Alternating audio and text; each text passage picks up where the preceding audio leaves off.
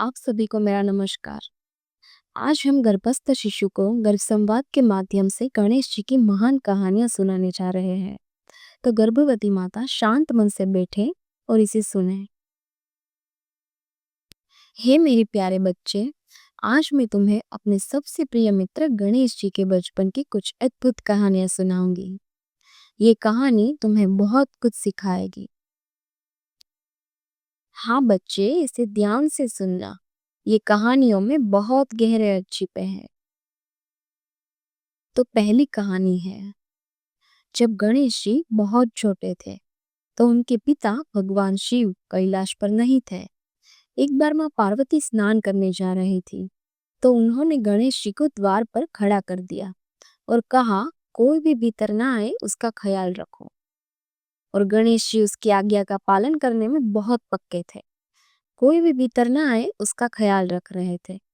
थोड़ी देर बाद भगवान शिव वापस आए और भीतर जाने लगे, लेकिन छोटे गणेश जी ने उन्हें रोक दिया।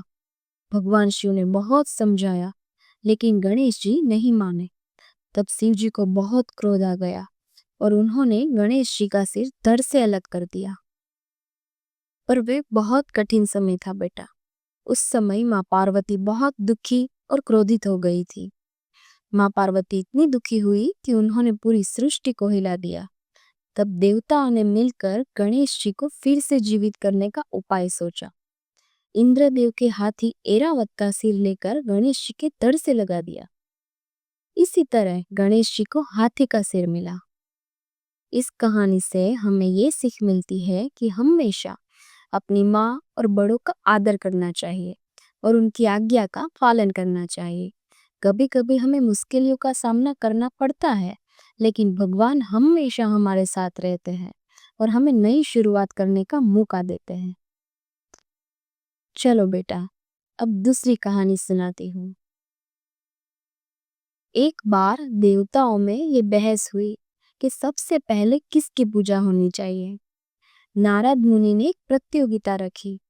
उन्होंने कहा कि जो सबसे पहले पूरी पृथ्वी का चक्कर लगा कर आएगा वही सबसे पहले पूजा जाएगा। तब सभी देवता अपने अपने वाहनों पर बैठकर पृथ्वी का चक्कर लगाने निकल पड़े।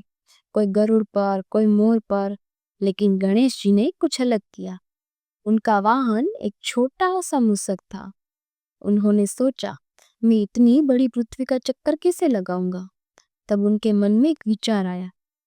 उसने माता पिता शिव और पार्वती के चारों ओर 7 बार परिक्रमा की। जब नारद मुनि ने उनसे पूछा कि उन्हें ऐसा क्यों किया, तो गणेश जी ने कहा, मेरे माता पिता ही मेरी पूरी पृथ्वी है। उनकी सेवा और पूजा से बढ़कर कुछ नहीं। तब नारद मुनि ने उसकी बात मानी और उन्होंने कहा कि गणेश जी ने बुद्धि और श्रद्धा से यह प्रतियोगिता जीत ली। इसीलिए आज भी सबसे पहले गणेश जी की पूजा होती है। हाँ मेरे बच्चे, इन कहानियों से हमें ये सीखने को मिलता है, बुद्धि शक्ति से बड़ी होती है। हमें हमेशा अपने माता पिता का सम्मान करना चाहिए और जीवन में आने वाली हर मुश्किलों का सामना भी करना चाहिए। गर्भवती माता समझदारी और धैर्य से ऐसी ही कहानियां गर्भस्थ शिशु को सुना सकती है।